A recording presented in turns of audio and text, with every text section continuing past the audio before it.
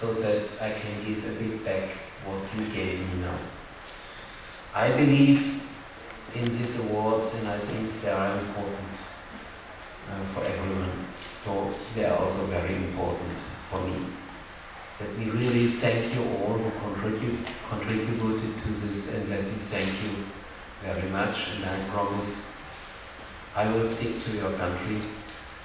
I always loved your country, and I'm aware it's not the best time for you. So I will deliver a small lecture. I will deliver some ideas what can be done and what should be done.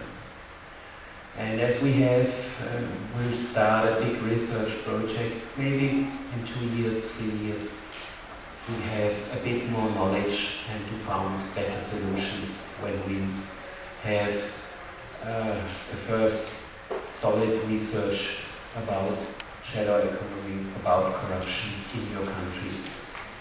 But this is future. What would I like to say today? You all know and you all experience it every day that working in the shadow economy or underground economy of the books, however you will call it, is a day-to-day and a phenomenon which you met every day and where you either participate or you suffer from it. It really depends from people to people. But coming the last time from the airport, I had a taxi driver who told me, look, from what I earn from my taxi driving, which is legal and I pay taxes, it's just enough to pay the rent and the debt, and it's an open thing whether I can keep my apartment. A normal, unfortunate situation for you today. And in the evening I work in a taverna, and if people come to the taverna, which was normal 2-3 years ago, I earn something. If no one comes, I earn nothing, and then I can buy nothing for the weekend. This is one situation which I think is not an overstatement for all of your country. So on the one side, of course, the more people work in the shadow economy, the more tax losses the state has, the more social security contribution losses. On the other side, it's the only escape clause for people. What should they do? Should they just sit and do nothing and earn nothing? So it is, and this is what this research makes so difficult. Shadow economy is not simply black and white. There are the good guys and there are the bad guys. It has all colors in between. Someone is a bit good, a bit bad. For someone it's an absolutely necessity to do it, for others not. And this is the first big challenge if one wants to think about to reduce the shadow economy.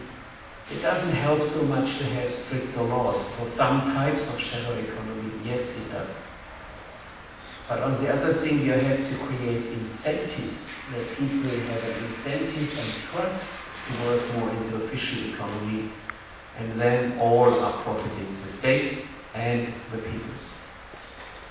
This is the first challenge, and to measure the shadow economy, all this is a long debate also in your country, but I think this is not the most important thing. You know all it is sizable. Whether it is 20%, whether it's 18%, or whether it's 25%. It depends also how you measure it and what you precisely define under a shadow economy activities. Even if you limit it, that these are value-added activities, so it's not a classical crime activity like a burglary or drug dealing. So that's one of the first challenges. What can we do that there is an incentive, and that there is also incentive to make a correct bookkeeping? All the things you now desperately try to fulfill with a lot of new laws.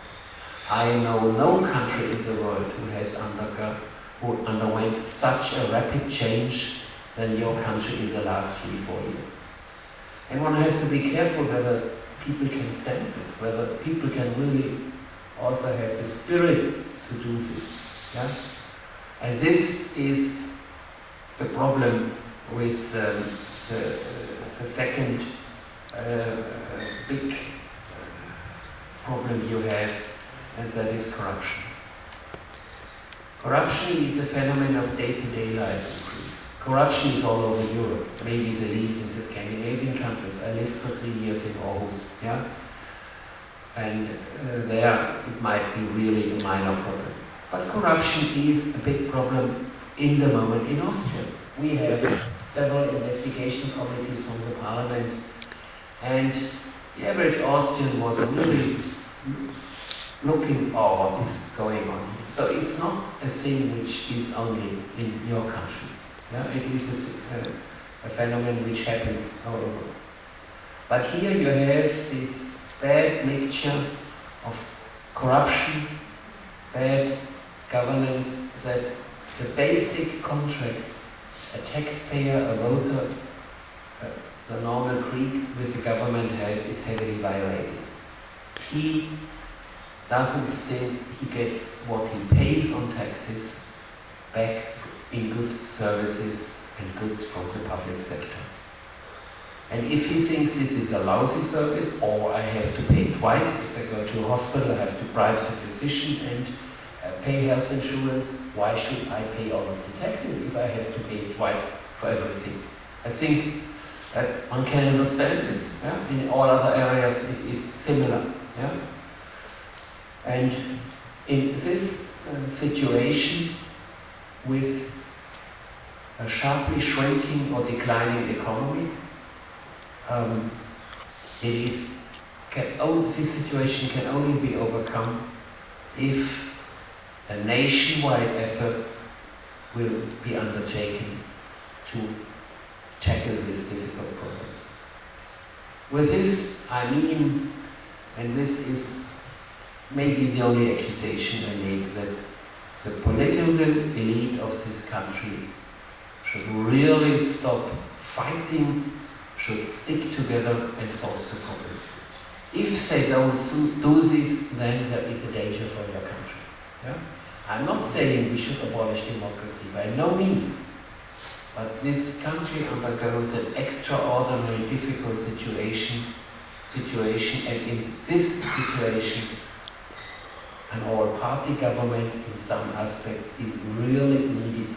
If this is not the case, then we will have more difficulties. And I mean to go a step further.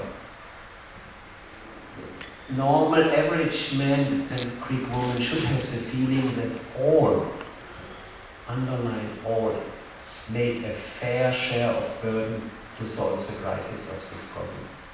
Yeah? And if this is not done, if a part can escape, if a part can go away not doing anything, then it hits back to the other one, and they say, why should I have these cuts in my pension? Why should I have these cuts in my income if we have a lot of people who are not hit by this? So this is the next point, that it has to be brought some justice, and that the normal citizen has a feeling of some being just, in a just way treated. I'm not saying this as a political scientist, I'm saying this as an economist. And in economics, and especially in the text Evasion literature, in the literature of corruption, this happens. Soft factors are becoming more and more important. We can show that if people have a lousy tax moral, if people then they don't pay taxes, and you don't have a policeman to stand behind every Greek to supervise it, it would also be foolish to do this. Yeah? He must have an intrinsic motivation to say, okay, I get something from the day, I have to pay something. And this recommends, and this has also the consequence that this type of corruption and bad governance has really to be solved. Now, what can one do about this? Yeah, and you think, okay, these are nice words. This professor from Austria is telling us, But what can one really do? Because we now we need recommendation, and what is now really needed. The first deal, and this is the last part of my small topic. What could one do to fight against tax evasion and for more efficient tax collection? There is a underlying delicate issue of a tax amnesty, or to have a tax agreement like Germany and Austria have it with Switzerland, for example. Yeah? This is very tricky because you award bad behavior. You bring out your money to a country, and later on you say, okay, if you give me 20% back, that's it. No punishment, nothing. Yeah? That is a tax treatment we have just signed between Austria and these. I said a certain rate of this illegal money, which was brought outside the country, has to be paid. That you can do only every 20-30 years. Alpha, you will have strategic behavior. People think, oh, I'm not a foolish, why should I pay my taxes? I bring it outside, and after 20 years, we will have a reform. So one has to be very careful with this. Yeah? But in an extraordinary, difficult situation you have now, it might be one very good way to bring in some tax revenues which are utterly needed in your country. So the first thing would also think here about a tax amnesty. The next thing is, it is utterly wrong to cut all jobs in the whole public sector. You need excellent tax inspectors. Now you have the chance to get the best from the universities. You have to employ them. And if you need 2,000-3,000 more, you should employ 2,000-3,000 more with the equipment that they can work and can do their job. Yeah? They have, and I would even give them a monetary incentive scheme that they get awarded if they do a good job. Get awarded for their office, for their unit, and so that there is an incentive for them to do a good job. And the tax inspector who has done this for 10 years, it's in Austria and Germany, they know where are the black sheeps. They have a good feeling what to do and what not to do. Yeah? This is his personal experience. If you do it for 10, 12 years, you know where you can get out some things. That would be my second measure. A third measure is, which is very successfully done in the US, and when I was at the Carnegie Mellon University in Pennsylvania, I was involved in this. You bring back unsecurity to possible tax evaders. This has also been done with these diskettes in Germany from Switzerland. Yeah? The biggest effect of these diskettes were not the name on the diskette, but was that in my home state Baden-Württemberg and in Bavaria, a lot of rich people who have evaded taxes thought, am I or am I not on this diskette? Now there are two options. If I'm on the diskette and if I don't make a self-declaration, I will get severe punishment and it will stand in the newspapers, not so nice, yeah, as a well-behaved citizen, member of a Rotary Club, etc., that all of a sudden he has evaded tax. Yeah?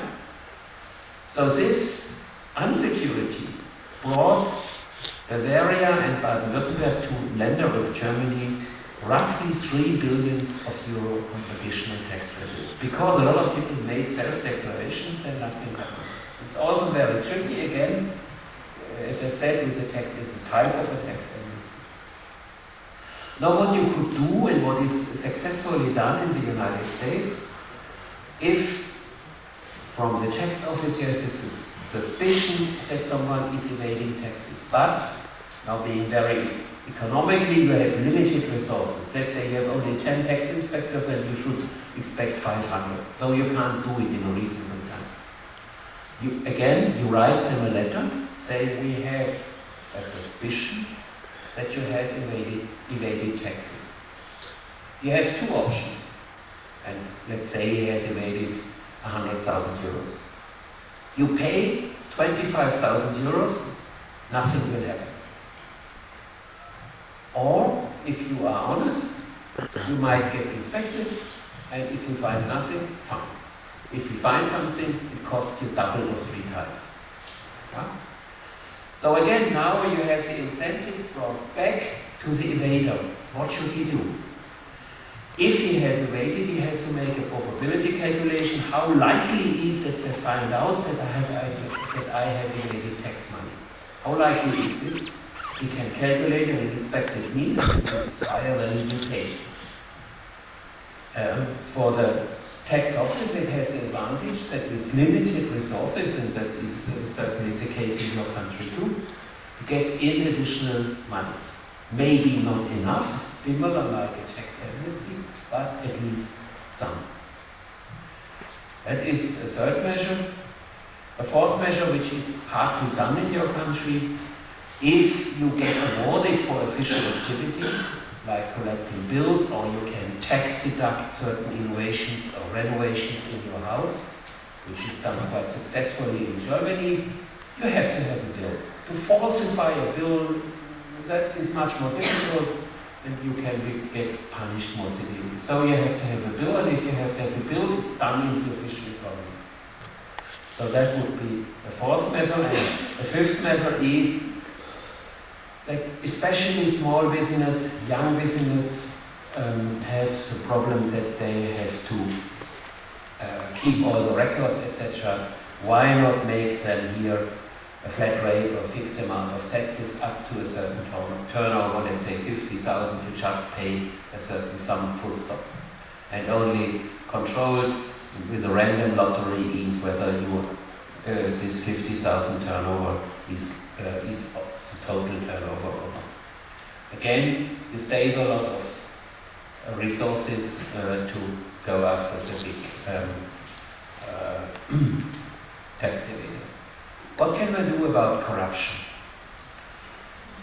Corruption is quite difficult, and it's more difficult to fight. What works very successfully in Scandinavian countries is that firms who bribe or take bribes or bribe will be banned from public contracting for 3 to 5 years. Now again, it's an incentive-oriented measure.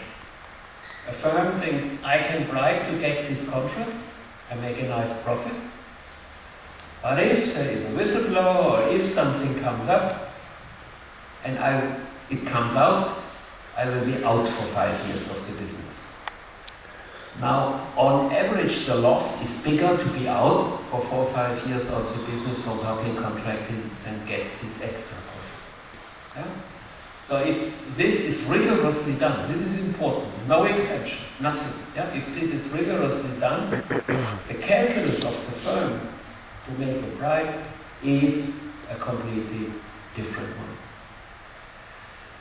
Next thing is that one should much more support whistleblowers, and that they are protected. And again, we have here the tricky thing. Quite often a whistleblower is also building something. We had a bribery scandal in Austria and Germany about railroad lines, where one firm said, okay, I say I did it myself, but all others did it, and etc. etc. Yeah?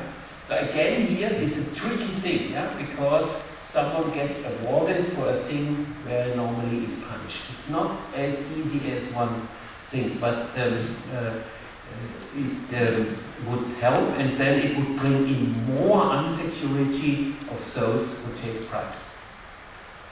And the last one is, which is also done in Scandinavia. Okay, normally if we have these bribery scandals, people are dismissed from the public office, and if it's a severe bribery scandal. Rarely they lose their pension rights. If they would know they would lose their pension rights and only get the minimum pension, then a lot of money is at stake. Yeah? If you get a pension, let's say, of 3,000, 4,000, 5,000 euros, and this would be cut down to 800 for the rest of your life, then you would be think more carefully. Because if it comes out, this is not so nice what then happens to you. Yeah? If you really take big bribes. Again, an incentive-oriented measure, and people then have to make a calculation, okay, is this so nice? A last measure which I brought out with a colleague last February from the German Research for Tax Evasion and for Corruption, where I was investigating the case of Siemens. Especially in tax evasion, and this is also the justice argument and my last point, the problem is that rich people can buy themselves out. We had in Germany a famous case of a firm manager who was arrested on public TV, a hot debate whether this one should do or not, before he was prosecuted. I think it's very, very dangerous to do this, because he might not be guilty. And to show, look, we have caught this big man, but this is another thing. But finally he could reach an agreement that he pays several million euros and that's it. Yeah? And we run now experiments with top managers, and there we find out that to go to jail only for 3 months, but to go, not to sit there, is for a highly respected manager a difficult thing. How should you explain this to your neighbors? I'm on leave for 3 months? How should you do this? Yeah? Because the public shame here might be a very efficient instrument, that you say, okay, you have evaded more than, in Germany it's more than €1 million, then in any case you have to go to jail, no excuse, and no bailout. Yeah? This is a stigmatization which is also a different thing than if you lose a part of your income. That might hurt you too, but you keep more or less your status among your friends, among your community. So that might be another thing. So you see, one can do a lot, and you can see that it is not that we will try to find out what mechanisms with these research projects. Luckily, my colleague is in Sydney Scott, similar things where we also research why people work in the shadow economy, why people have a certain type of behavior. So I really want to show you there is hope, and I think that would be my last sentence. There's also hope for your country. I have made, not myself, a lot of friends saying it is absolute nonsense to save this country to death. We have budget cuts, tax increases, and every year less public revenue, because a shrinking economy, with a shrinking economy you can't solve the budget. That is as if you would say 2 times 2 is 6. Using math, it's still 4. Yeah? So, but there is a lot of debate, and a very ugly debate in Germany, especially about this, that one should say this. And if I tell them, what would you do if you would lose 40% of your income after taxes? It's not so nice. Yeah? This really hurts. Yeah? I don't have to tell you this. Yeah? They look at me, that's not true, that this is true. So this is. So that is my idea why I think with the help of Eurobonds, Greece should get help to build up your infrastructure. Look at your harbor. It should be modernized. You have a strategic good situation in this town to become a booming town in the service sector in this area, because in the north there is a lot. So that is a classical public infrastructure measure where the European Investment Bank and others could help and do something. And if the first 1,000 would be additionally employed here, you bring back, and this is my last remark, you have to bring back hope to this country, hope, and this would be one measure that you really can grow again and be more competitive. But it is at the same time necessary to make your internal domestic reforms, and this can only be done by you and your politicians. And that is my last word, and I hope that you will succeed. As I said, I love your country. I really think you have a great tradition, and I think it as an European utterly wrong to say just kick them out, as like a lot of my country, German and Austrians are saying this. This is utterly wrong. The cost would be the highest, and it would be a shame for Europe if we would do this. Thank you very much.